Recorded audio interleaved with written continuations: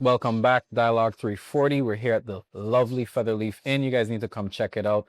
Talk to Ryan. By the way, he has a fruit for every flavor that you're craving for. Just ask him for the smoothies. It's worth it. Delegate Plaskett, we're back. We were talking about WAPA the last time. Yeah. Well, we are in crisis mode in WAPA, and it has been that way for a long period of time. It is reactionary rather than projecting towards the future, and it affects everyone's life. When I talked about one of the three areas that people are concerned with, one being cost of living, shipping is one area, right? And the cost of food, but of course the cost of utilities and the instability of our utility system is a major factor in businesses not thriving and communities and individuals actually not thriving in their own homes. And so we've got to stabilize this system as well as moving it forward. I mean, WAPA has $4.7 billion that has been obligated to it for its rebuilding. My concern is that none of us have seen what that plan is. And I think it's unfair to push a plan on us that we have not been engaged in. You can have the best of experts, but I think that there's transparency that needs to be done so that we have some say or some accountability as to what that system looks like. We all know that we need to go to microgrids, solar, with battery systems which need to be there. The microgrids are also really important for stability, right? So that whole grids and whole systems don't go out at each time. We need to have redundancy, and that whole South Shore needs to be part of that sustainability of our utility system, utilizing that in a manner of not just providing utilities for us, but jobs, manufacturing, as well as being a support to the rest of the Caribbean. I mean, I talked quite a bit about the South Shore and transshipment being essential to the growth of the Virgin Islands and its economy. We need to utilize that area for our own good. 7 nations didn't own us for our beaches. It was not for tourism. It was for our geographic location, and we have never benefited from it. Right. Other people have benefited from it. Sure. Because of our relationship with the mainland United States, our U.S. flag, our exemption from the Jones Act, we should be a place of transshipment. We should be having places like Walmart, even the Home Depot that's there, using this as a fulfillment center to the rest of the Caribbean, as well as having digital dominance in the Virgin Islands and particularly on St. Croix to other locations, whether it's South America or Africa, being engaged with them. Africa has a population which by 2035, 30% of individuals under the age of 30 will be in Africa. Yeah. Those are individuals from your and younger generations, which are entrepreneurial. They're looking for a stable currency to engage in business. The dollar is the most stable one. And we in the Virgin Islands could provide support to them doing that. It's all about our location and all about utilizing that. But we've got to utilize WAPA to be able to do that. So let's go back to WAPA for a second. How would you imagine it? Because WAPA has been an issue for its inception, right? We could go back to daily news articles from the 50s and still talk about the very same problems. How would you re-envision WAPA? Will it be a different entity? How would you do that? Well, here's the one thing that we've never had. We've never had the influx of capital that we have now to be able to reimagine what that looks like. We've been operating on going to the bond market, borrowing resources, buying things on credit, patching things together. We have at this time an opportunity to absolutely reshape it. My concern is that who's making the decisions about that? Who's benefiting from that? We had an issue on St. John with our emergency. I understand that there are batteries. Was that the best pricing? How efficient is that? Our Wardsilla grid, best in class. But should we have been a test case for the utilization of the new technology here in the Virgin Islands when we're not as stable? That things need to come out of the dark and into the light so that we can all be engaged in how decisions are made here. And that's an entire philosophy about government that needs to be having transparency and accountability in that. So let's also shift from utilities. Let's talk about cost of living. Mm-hmm. The gross receipt is somewhere north of an effective tax rate of 20% of Right. all. Gross around there. receipts is not sustainable. Exactly. Putting the burden on businesses is not a way to raise revenue.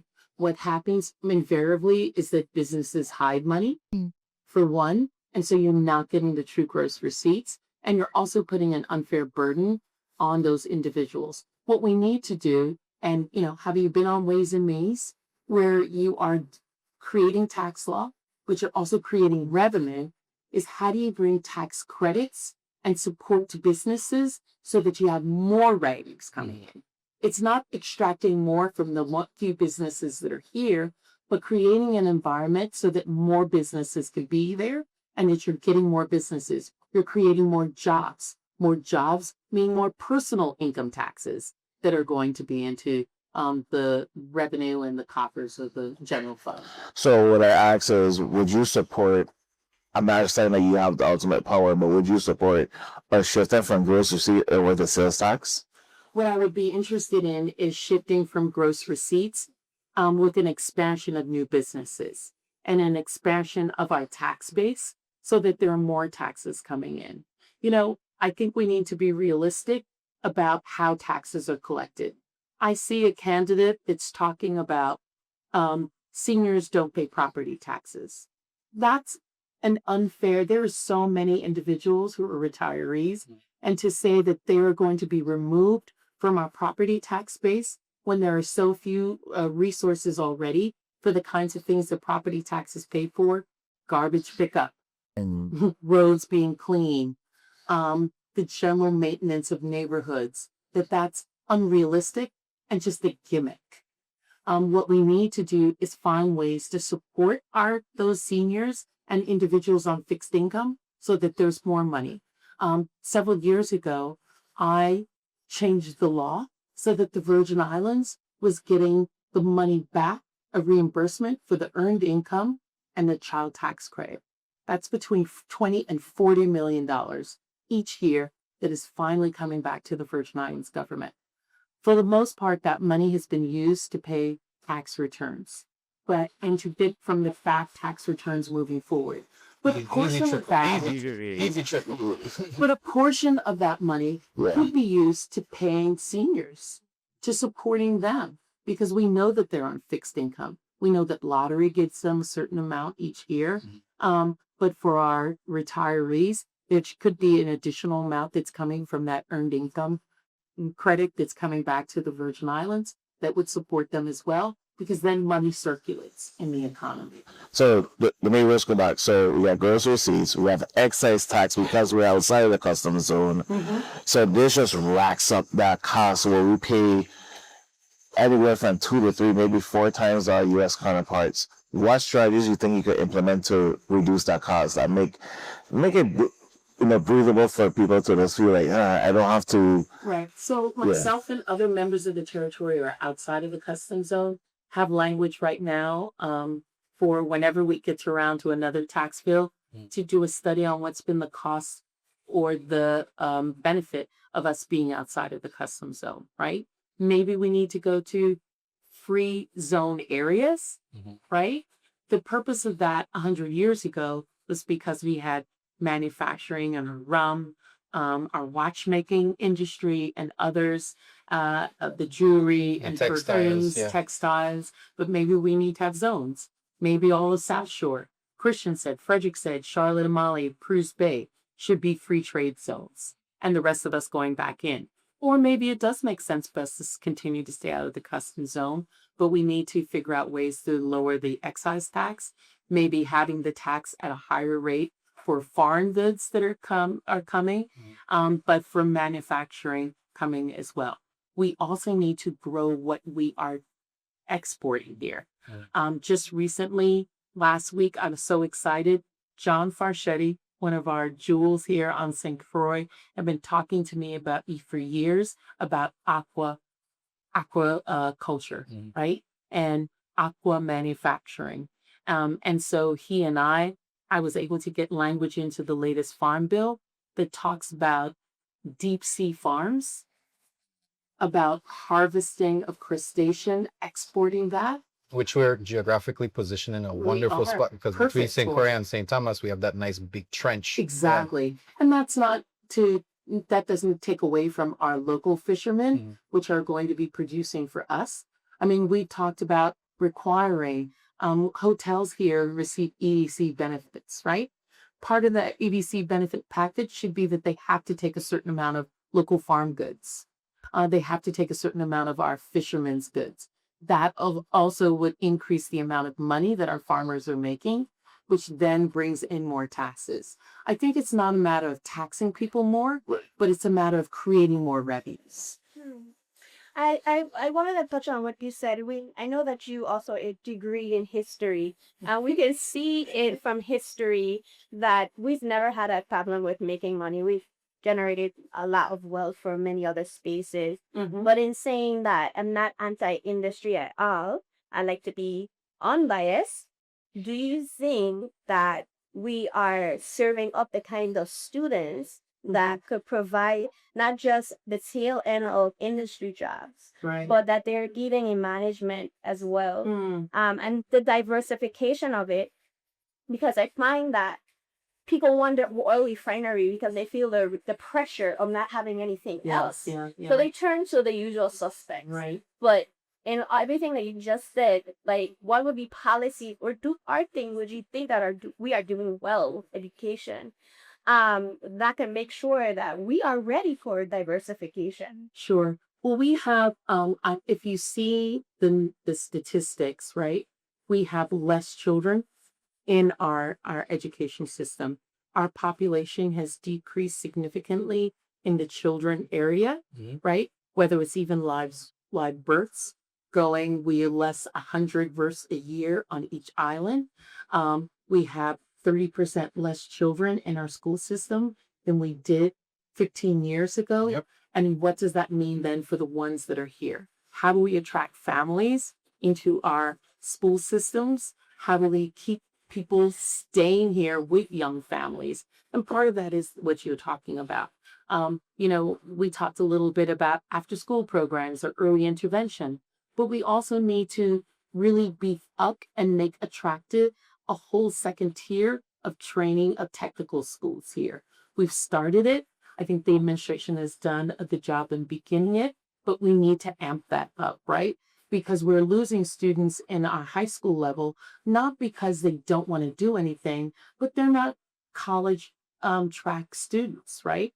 And so we need to have a track that is specifically for skilled areas, but not just the skills that we think about, welding, electrical, but graphic arts, creative arts, IAI spaces. We're uniquely situated to be able to be an incubator for so many of those ideas. And with technology operating in the manner that it is, we can take advantage of that here in the Virgin Islands. And money markets, like I find that we don't have enough financially sensible young persons coming up. They have to have like life experience for them to realize like the importance of knowing how money circulates. Sure. Yeah. Sure. Well, I have 5 kids. Yeah. And the youngest boy, I think in every family there's somebody like that, right? My youngest son has been an entrepreneur from 8 years old. When he was taking avocados out of Miss Henry's yard. He was cleaning up the yard. And selling them in Frederickstead on King Street to restaurants, right?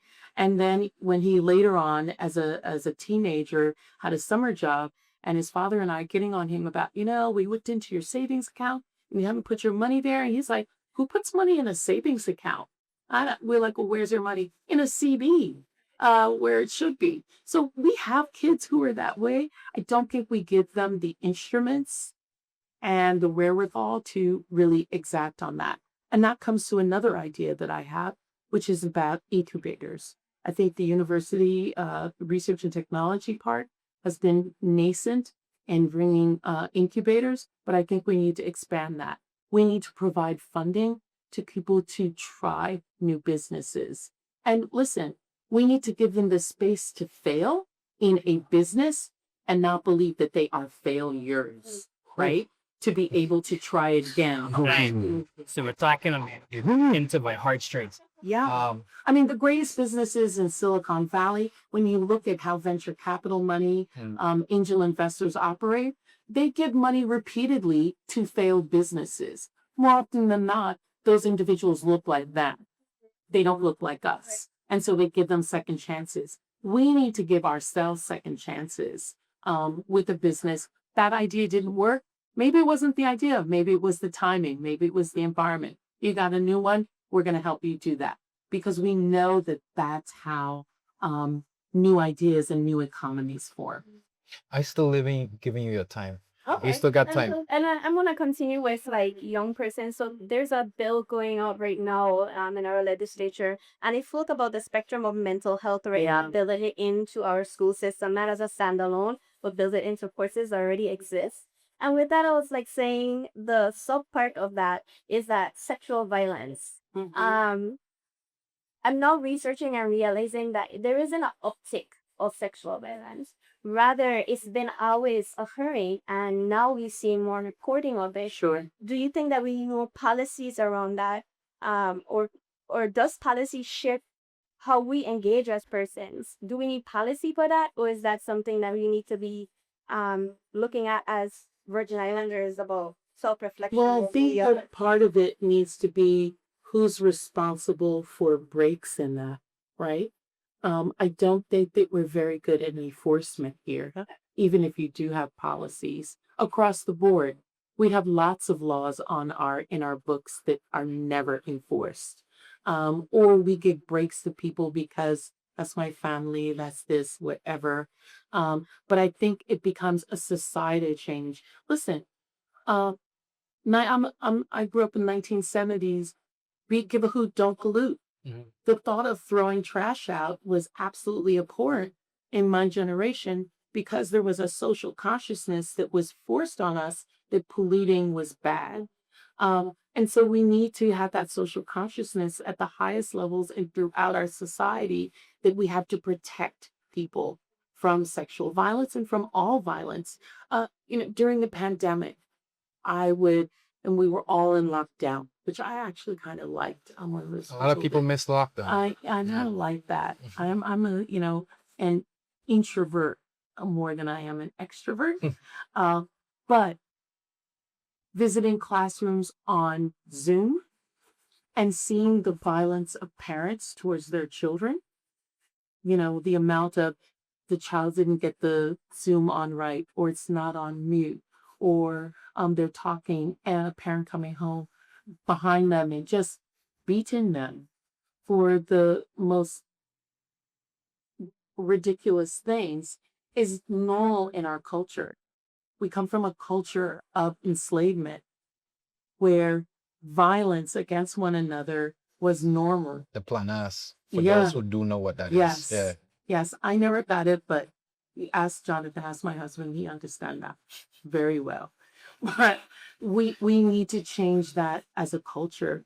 And what are our daughters? Who are our daughters? Who are our sons, right? Our sons. We just want to push that down and not discuss it particularly when it's our sons. And so that needs to be a cultural shift in how we, as a whole, not policy, but a shift in like a media campaign. I think so, or even hearing it from the highest to the lowest. Do we have police officers who see it? Let me give you pics. I had a case in the Bronx District Attorney's Office, night complaint room. This is 2:00 in the morning. Police are bringing a case in. It was a woman who was abused by her husband, visibly bruising, black eye, all of it. She came and sat and I was filling out the forms. It was obvious that she was very young. And she's holding a child on her lap, a toddler, and she's pregnant.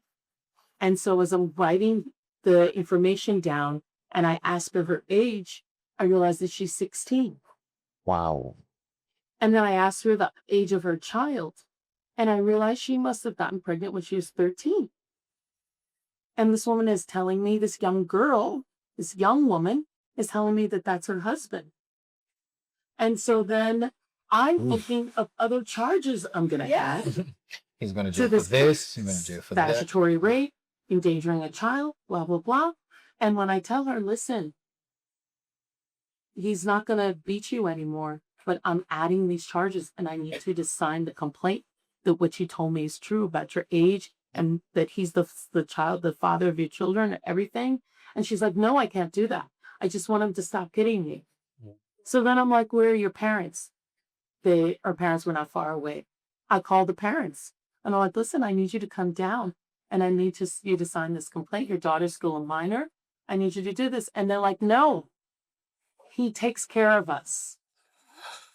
He provides financial support for us. And so you know what I did then? I told the police officers, go arrest the parents for prostitution, their daughter. And the cops were like, you gotta be joking. I'm like, no, that's the charge. But the enforcement of that is difficult in societies. But those are the kinds of things that break it as well. My neighbor, we were just having a friendly conversation. She's an older Hispanic lady. I love her a lot. She rules the neighborhood I'm in, and everybody looks up to her with veneration. And she told me she was born in New York. And I said, well, okay, what brought you to the Virgin Islands? She was like, my husband married Dean when I was 16 and brought him to the Virgin Islands. So her husband knew that he still didn't get away with it in New York. So he brought her and they have a family here. But she said it like so calmly, like And how old is this kid? I can't remember. He was like, she was 16 and he was like 26 or 20, like between Yeah, 24 this one and was like in 26. his 30s. Yeah, Right? right. Mhm. But she said it so calmly. That's what scared me. Like, my life was good. And I was like, did he allow you to have like the capacity to find your own self before deciding to marry? But I can't decide to somebody that was for them or not. But what bothered me the most was that she just said it so freely. Like, That's her life. yeah. So that's a hard transition for me, but I'm trying to stick the landing. You're talking about accountability and enforcement following the rule of law. Yeah. Public trust in the government of the Virgin Islands has been eroded terribly in the last 4 and 8 years. We have had our VIPD commissioner, our OMB director, individuals from our Housing Finance Authority, and unfortunately a sports park and recreation commissioner. And I'll use a line that haunts me. This is how all commissioners make their money. How are you going to hold the highest seat and those around you accountable and enforce that accountability to bring back some of that public trust? I mean, first, let me say that I'm careful that that's a generality, and I know that there are good people who don't do that. So let's say that from the outset. But accountability is important. One of the things that I think we lack in the Virgin Islands is clear guidelines of do's and don'ts. They have been talking in the legislature for years about the ethics bill. Yeah, never touch it. In Congress, we have ethics rules, and you can call ethics counsel. And if you follow what they say, you can never be charged for what you are doing if you follow the rules. I've been a counsel on the House Ethics Committee, and predominantly most of the investigations that I did were involving money. Money corrupts, right? And so how do you create frameworks where there's accountability for individuals' actions? How do you beef up inspector generals? There are plenty of agencies which have not been audited for multiple years, engaging in more auditing to bring that up to speed, not just to the accountability, but you can't ask for additional money if you don't have audited financials of particular agencies. So getting all of those done.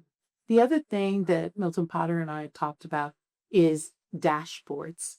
If you don't have public dashboards about what agencies are responsible for, what their goals are they meeting it? And how can people engage to say if it has or has not been met? For a place for the public to do that as well. We also talked about a 311 system, right? So in many locations, you call 311, and that is a non-emergency government support agent line. and they will tell you, say, listen, I need to take Vitran. I'm in this neighborhood. Where's the closest one and what are its hours? Or I need to get my grandmother Meals on Wheels. Can you connect me to the right agency for me to be able to do that? Or I need to register my child for summer school. How do I do that? What are the deadlines, whatever? And they connect you. The purpose of that is twofold. One, it helps people to streamline where they need to go to get support, but it also provides data for government to know what people's most needs are, to see where the needs of the people are at the most, to then shift resources to where they're needed the most. So I like that you touched on data. In my professional capacity, I launched one of the first data companies owned by local and operated by locals. One of the things I've learned, unfortunately, is that we have sometimes too much siloed data and an aversion to anecdotal data. So sentiments, feelings, opinions. Whereas in the States, you can always, you can track the polls for presidents and senators, but you can also get sentiment data around policies and initiatives. Sure. What are your thoughts on that? I think they're both really important. I mean, the 311 idea is really for government to have data. Okay. People talk about right-sizing government. I think a lot of the issues that we have is that people are not upskilled, they're not cross-trained, and they may not be in areas where the work is needed most. We have always had somebody in this position, and so they continue to put someone in that position. But we may have changed this society to where we need the work the most. We are about to embark on major rebuilding. We need more people in property and procurement potentially than we may need in another area. Next January, the federal government is going to ratchet back its funding in human resources area, right? Social, Medicaid, The one school big water, beautiful bill is right? going The to one kick big in, beautiful bill is going to come to pass. So maybe we need to put more people into human services and into the areas where they're going to need to be more case managers, more people on the ground supporting people. So we need to look at data and trends to see where that's happening. Anecdotally as well. I mean, I did not embark on running for governor or even running for Congress without polling, right? Do I have a chance? What are people most concerned about? Am I the person who can provide the things that they're most concerned about in a manner that's effective for the Virgin Islands? And I think, truth is sometimes a hard thing, but once you know the truth, you can move from there. I try to say truth in as nice a way as possible, but I say the truth.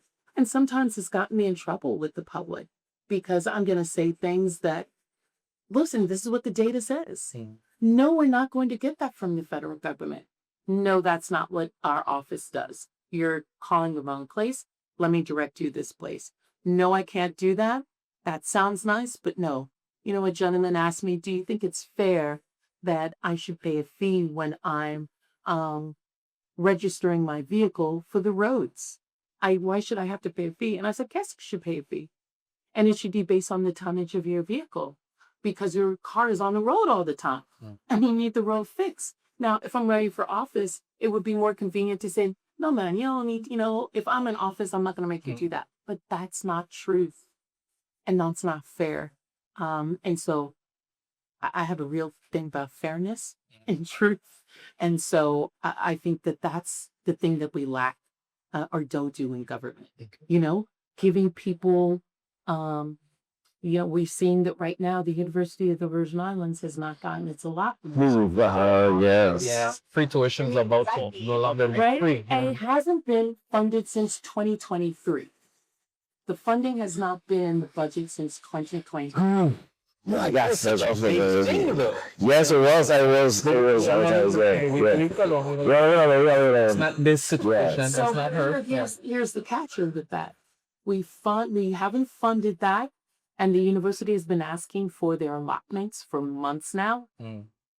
But we did give people $15 million in back taxes before Carnival. Yes, we did. We should. What's more important? Carnival taxes. funding our university if we want our minds to stay there. And so that's the truth. Like, no, we don't have money for this. We're going to have to shift money to So- and this is the reason why. Are we talking about no longer appeasing the masses, but actually giving the I think needs?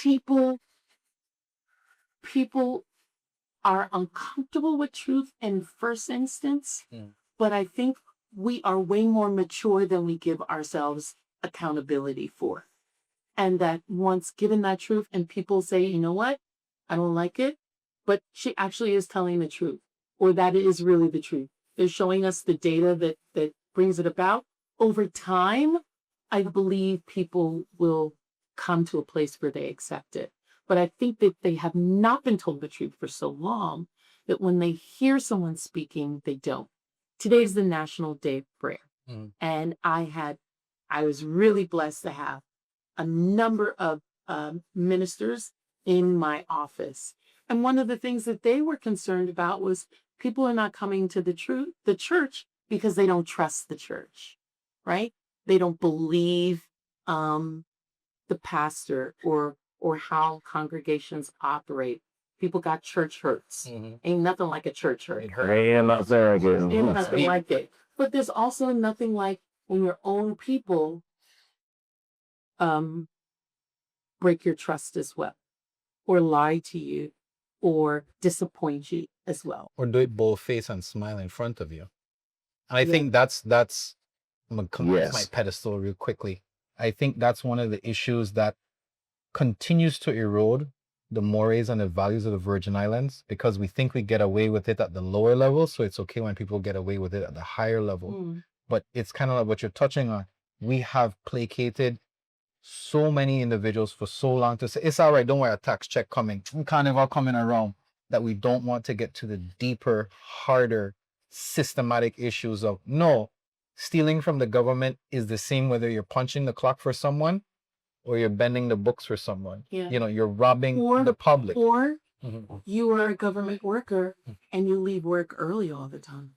I have Or a- don't do that's state for government as well. And you show up late, you leave early, you pick Yeah. up your child, and then you punch out. Yeah, Yeah. that's stealing as well.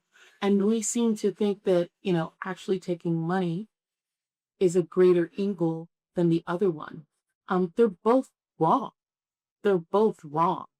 Because at the end of the day, it's still tax dollars. It's still people's dollars and people's resources that you're wasting on that. I've had so many experiences and been around so many places. One of the things that I always remind myself about is that I was able to go to the reopening of the Panama Canal when that occurred many years ago. 10 years ago, the Panama Canal reopened, right? And they had gone through 30 years to reopen this canal. And the amount of fanfare and exultation of an entire nation at the reopening, and the whole ethos was around this canal reopening and what it meant to them economically. But it was also because those people had sucked salt for many years to put their resources into this idea and this plan. And I think that we have been in a place of deprivation without an idea of what that deprivation is going to get us as people. So we're sacrificing, but we don't know what we're sacrificing We for. don't know, and we have not sacrificed for an ideal or a thing. And I think right now we're in a place where we have tremendous resources and people don't see any uplifting of themselves and their communities. Our office is in Frederiksted, and it's depressing to work in Frederiksted and to see the amount of houselessness, mental health illness, young people on the block doing Blocks. whatever it is that they're Blocks. doing. They're tough. Yeah. Yes. Plural.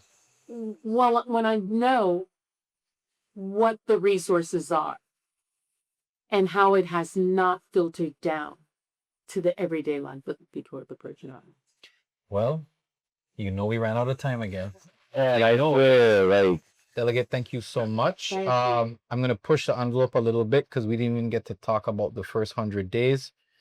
Can you just, as quickly as you can, tell us what would the first 100 days look like, what the people should expect? And feel free to talk to the wider audience or to the intimate community, your Well, preference. the first 100 days is about transparency. It's about ensuring that people know what every agency and every piece of government looks like, where the money really is, where it is not, and timelines for people on how to go against the things that they are most concerned with. Healthcare, to outline a plan for individuals and the people of the Virgin Islands about how we're going to fix our healthcare. It's about our education system and putting in place the mechanisms and the people, both here, Virgin Islanders from elsewhere, to come back to make things right. It is about transparency as the first 100 days and putting in place those things at government level, that 311 system and other mechanisms so that government is integrated and people know that government is here to work for them. Well, thank you so much. Daren, you're gonna fight them in the comments. Don't touch Chalana. You don't fight Chalana in the comments. No. You don't fight Chalana in the comments. No. You fight Daren in the comments. You read what this lady writes. You argue with Daren. there you go. So on behalf of Dialogue 340, I want to thank you again, Feather Leaf. Big ups to Ryan. You need to come and get those smoothies. And everyone, I need a smoothie now, Ryan. Plaskett and Potter, they're on the trail. Their website is active on life. PlasketPotter.com. Okay. Not just about us and our past achievements, but real policy and then events that we're having. Okay. Thank you. Stay tuned to Dialogue 340 for more gubernatorial candidates as we go through this election cycle.